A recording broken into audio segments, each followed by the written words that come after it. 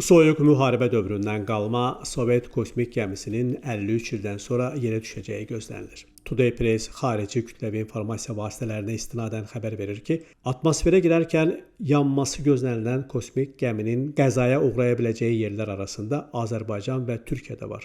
Kosmos 482 adlı Sovet kosmik kapsulu 1972-ci ildə Veneraya getmək üçün buraxılıb. Lakin raketdə alışma nasazlığı səbəbindən o yer orbitini tərk edə bilməyib. Yarım əsrdən çox müddətdir orbitdə nəzarətsiz şəkildə hərəkət edən 500 kiloqramlıq kapsulun mayın 10-da atmosferə girəcəyi gözlənilir.